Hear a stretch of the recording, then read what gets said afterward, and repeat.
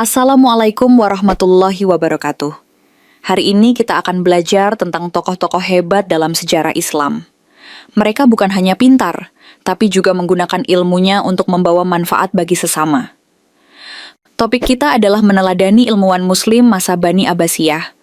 Mereka hidup di zaman keemasan Islam, ketika ilmu pengetahuan tumbuh sangat pesat. Kalian pasti pernah dengar tentang zaman keemasan Islam, kan? Pada masa itu, umat Islam sangat menghargai ilmu dan belajar dari berbagai peradaban. Bayangkan, pada saat sebagian besar dunia belum mengenal pendidikan modern, para ilmuwan Muslim sudah menulis buku, melakukan penelitian, dan berdiskusi secara ilmiah. Nah, sekarang kita akan mengenal beberapa tokoh penting. Yuk, dengarkan baik-baik dan siapkan catatan kalian. Di kota Baghdad, berdiri bangunan besar, nan megah bernama Bait al-Hikmah, yang berarti rumah kebijaksanaan.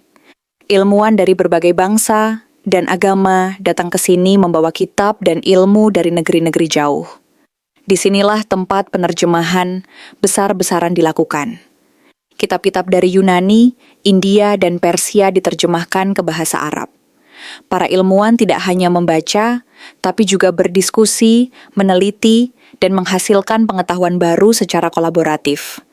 Bait al-Hikmah bukan sekadar perpustakaan, tapi juga pusat inovasi dan pelestarian ilmu pengetahuan dunia.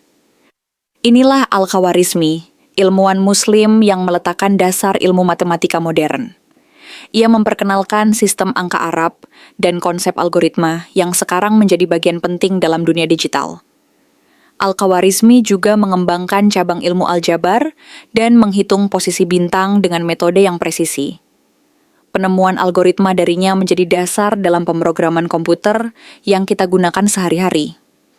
Berkat dedikasinya, ilmunya menyebar hingga Eropa dan dipelajari berabad-abad. Ibnu Sina adalah ilmuwan serba bisa. Ia menulis buku kedokteran berjudul Al-Qanun fi al-Tibb yang menjadi rujukan dunia. Dalam bukunya, ia menuliskan lebih dari 700 obat dan ramuan, lengkap dengan cara penggunaannya. Ia bukan hanya menulis, tapi juga mempraktikkan pengobatan dengan cara yang ilmiah dan penuh empati. Kitab Ibnu Sina bahkan diajarkan di universitas-universitas Eropa hingga 500 tahun lamanya.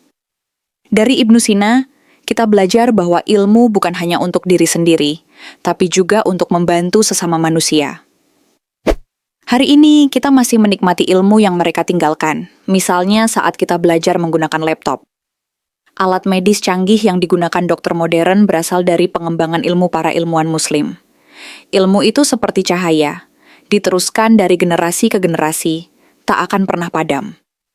Meskipun zaman berubah, nilai ilmu pengetahuan tetap menjadi fondasi utama peradaban manusia. Kita adalah penerus peradaban.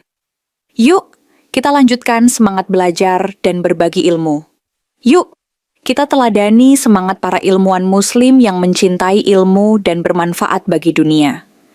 Ayo kita rajin belajar, mencatat, dan tidak malu bertanya saat belum paham. Karena ilmu itu bukan hanya untuk menjadi pintar, tapi juga untuk memberi manfaat bagi orang lain. Belajar dan berbagi ilmu adalah bentuk ibadah dan kontribusi kita bagi kemanusiaan. Terima kasih sudah belajar hari ini. Sampai jumpa dan wassalamualaikum warahmatullahi wabarakatuh.